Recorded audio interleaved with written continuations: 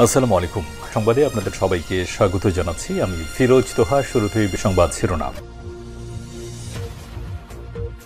বাংলাদেশের সর্বশেষ গুরুত্বপূর্ণ আপডেট সংবাদে আপনাকে স্বাগত। শুরুতেই সংবাদ শিরোনাম, এরপর বিস্তারিত। শুরুতেই জানিয়ে দিব জুলাই গণ অভ্যুত্থানে শহীদদের গ্যাজেট প্রকাশ।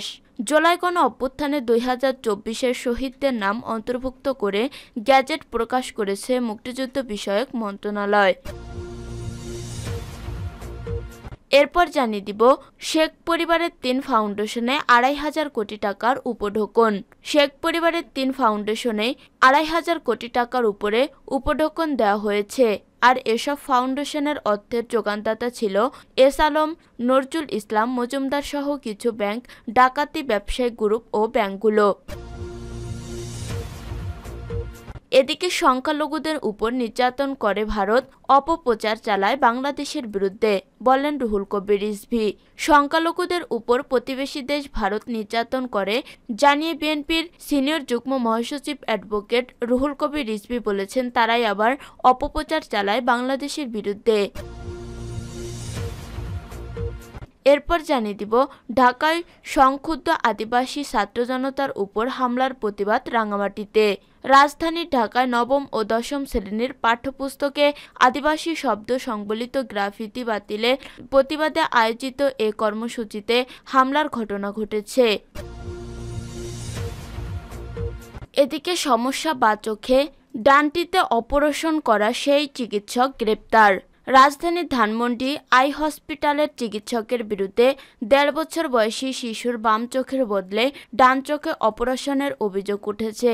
এই অভিযোগে চিকিৎসক ডাক্তার শাহেদারা বেগমকে গ্রেপ্তার করেছে পুলিশ। বৃহস্পতিবার 16 জানুয়ারি গ্রেপ্তারের বিষয় নিশ্চিত করেছেন ধানমন্ডি মডেল থানার ভারপ্রাপ্ত কর্মকর্তা ওসি মোহাম্মদ আনোয়ার হোসেন। এবং সর্বশেষ জানিয়ে দিব বিদায়ী ভাষণে গুরুত্বপূর্ণ বার্তা দিলেন বাইডেন। মার্কিন প্রেসিডেন্ট জো বাইডেন তার বিদায়ী ভাষণে যুক্তরাষ্ট্রের উদ্ভূত কয়েকটি গুরুত্বপূর্ণ চ্যালেঞ্জ নিয়ে সতর্ক করেছেন। তিনি বলেন, বর্তমান দেশটির একটি বিপজ্জনক অলিগারিক গোষ্ঠী শাসক দিকে ধাবিত হচ্ছে। অতি ধনী ব্যক্তিরা ক্ষমতা, সম্পদ ও প্রভাব কেন্দ্রীভূত করেছে, যা গণতন্ত্রের জন্য হুমকি। এ সময় বাইডেন আমেরিকানদের নিজেদের মৌলিক অধিকার ও স্বাধীনতা রক্ষায় এগিয়ে আসতে আহ্বান জানান। প্রিয় দর্শক, এতক্ষণ শুনছিলেন সংবাদ শিরোনাম, এরপর বিস্তারিত। তবে তার আগে বন্ধু জানিয়ে দিন আপনি কোন স্থান থেকে আমাদের সংবাদটি দেখছেন এবং শুনছেন। জানিয়ে দিন এই সংবাদ সম্পর্কে আপনার মূল্যবান মতামত। আর বন্ধু, আপনি যদি আমাদের চ্যানেলে নতুন হয়ে থাকেন তাহলে ভিডিওটি দেখতে দেখতে চ্যানেলটি সাবস্ক্রাইব করে রাখুন, যাতে করে আমাদের পরবর্তী সংবাদগুলো সবার আগে আপনার কাছে পৌঁছে যায়। এবারে বিস্তারিত। জুলাই গণ অভ্যুত্থানে শহীদদের গ্যাজেট প্রকাশ। জুলাই গণ অভ্যুত্থানে 2024-এর শহীদদের নাম অন্তর্ভুক্ত করে গ্যাজেট প্রকাশ করেছে মুক্তিযুদ্ধ বিষয়ক মন্ত্রণালয়। বুধবার 15 জানুয়ারি মন্ত্রণালয়ের উপসচিব হরিদাস ঠাকুর স্বাক্ষরিত ওই গ্যাজেটে মেডিকেল কোর্স আইডি, নাম, বাবার নাম, বর্তমান ঠিকানা, স্থায়ী ঠিকানা অন্তর্ভুক্ত করা হয়েছে। সারা দেশে 834 শহীদদের নাম উল্লেখ করে এই গ্যাজেট প্রকাশ করা হয়েছে। প্রত্যেকের নামের পাশে মেডিকেল কেস আইডি অন্তর্ভুক্ত করে তালিকা করা হয়েছে। জানা গেছে, শহীদ ও আহতদের ক্ষতিপূরণ দিতে জুলাই গণ অভ্যুত্থানের অধিদপ্তর করতে যাচ্ছে মুক্তিযুদ্ধ বিষয়ক মন্ত্রণালয়। এর মধ্যে শহীদদের সংখ্যা 834 জন আর আহতদের সংখ্যা প্রায় 15,000।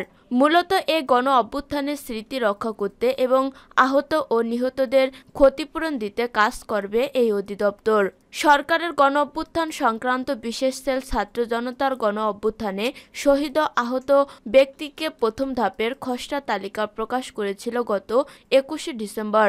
অন্তর্বর্তী সরকার দায়িত্ব নেওয়ার পর জুলাই আগস্টে নিহত এবং আহতদের তালিকা তৈরি করতে গত 15 আগস্ট স্বাস্থ্য মন্ত্রণালয় একটি কমিটি গঠন করে। যাচাই বাছাই শেষে বুধবার শহীদদের নাম প্রকাশ করে প্রথম গ্যাজেট তৈরি করা হলো। মুক্তিযুদ্ধ বিষয়ক মন্ত্রণালয়ের উপসচিব হরিদাস ঠাকুর কালবেলাকে বলেন, জুলাই গণ অভ্যুত্থানের শহীদদের গ্যাজেট প্রকাশ করা হয়েছে। মন্ত্রণালয় যাচাই বাছাই করে 834 জনের নামে গ্যাজেট প্রকাশ করেছে। শেখ পরিবারের 3 ফাউন্ডেশনে 2,500 কোটি টাকার উপঢৌকন। শেখ পরিবারের 3 ফাউন্ডেশনের 2,500 কোটি টাকার উপরে উপঢৌকন দেওয়া হয়েছে। আর এসব ফাউন্ডেশনের অর্থের যোগানদাতা ছিল এস আলম, নজরুল ইসলাম মজুমদার সহ কিছু ব্যাংক ডাকাত ব্যবসায়ী গ্রুপ ও ব্যাংকগুলো। এর মধ্যে এস আলম ইসলামী ব্যাংক সহ তার নিয়ন্ত্রণে থাকা 8টি ইসলামী ব্যাংক থেকে সিএসআর-এর অর্থ এসব তহবিলে জমা দিতেন। টানা 1.5 দশকের উপরে ব্যাংক পরিচালকদের শীর্ষ সংগঠন বাংলাদেশ অ্যাসোসিয়েশন অব ব্যাংকস বিএবি চেয়ারম্যানের পদ ধরে রেখে ব্যাংকগুলোকে পতিত প্রধানমন্ত্রী শেখ হাসিনার পরিবারের প্রতিষ্ঠানগুলোতে কোটি কোটি টাকা জমা দিতে বাধ্য করতে নাসা গ্রুপের মালিক ও এক্সিম ব্যাংকের চেয়ারম্যান নজরুল ইসলাম মজুমদার।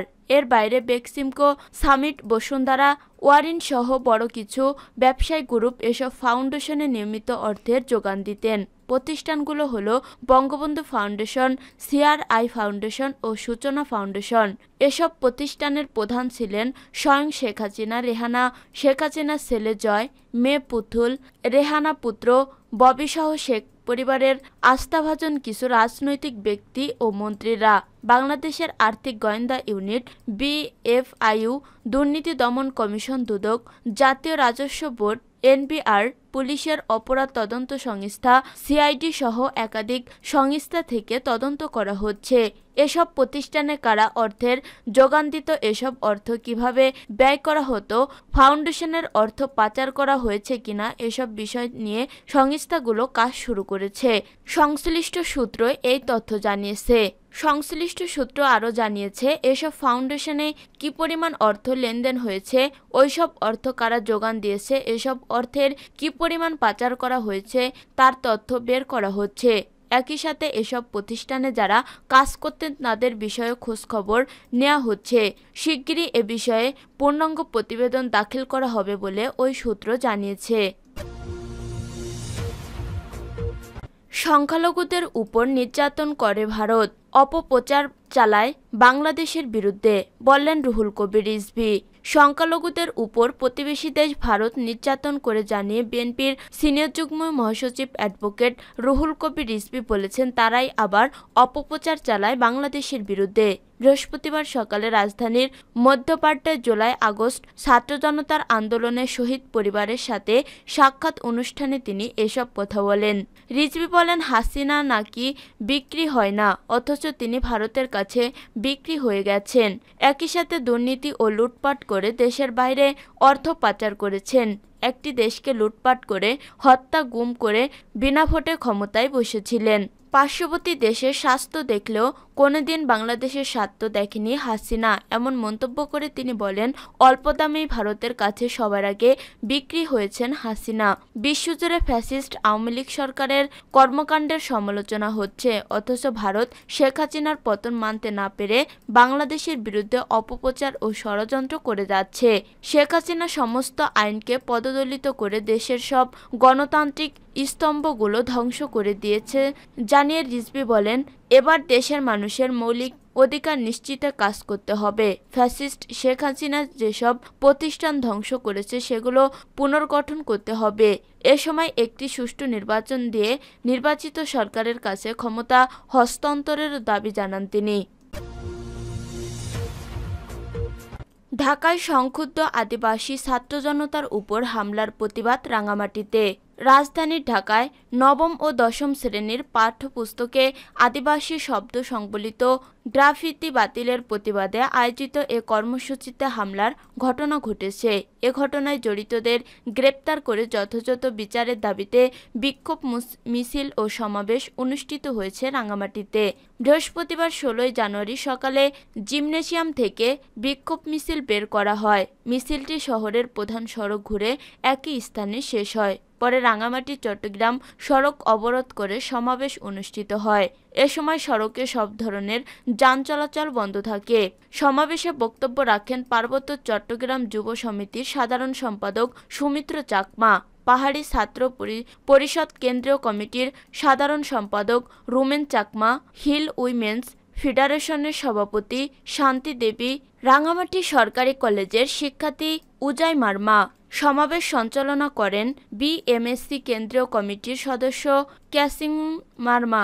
এ সময় বক্তারা বলেন, বুধবার 15 জানুয়ারি সংক্ষুব্ধ আদিবাসী ছাত্র জনতার ব্যানারের সদস্যরা পাঠ্যবইয়ের গ্রাফিটিতে পাঠ্যপুস্তকের প্রচ্ছদে আদিবাসী শব্দ বাতিলের প্রতিবাদ ও পুনর্বহালের দাবিতে রাজধানীর মতিঝিলে জাতীয় শিক্ষাক্রম ও পাঠ্যপুস্তক বোর্ডের এনসিটিভির সামনে কর্মসূচি পালন করতে যায়।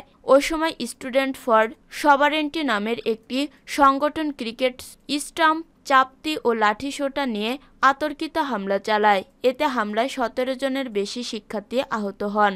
এর দায় অন্তর্বর্তীকালীন সরকার কোনোভাবে এড়াতে পারে না। বক্তারা আরও বলেন, বিগত সরকারের সময়ের মতো এ সরকার পাহাড়ের মানুষের উপর নির্যাতন চালিয়ে যাচ্ছে। এ ঘটনায় জড়িতদের গ্রেপ্তার করে যথাযথ বিচারের দাবি জানানো হয় বিক্ষোভ সমাবেশ থেকে। জড়িতদের বিচার না হলে কঠোর আন্দোলনের হুঁশিয়ারি দেয় বক্তারা।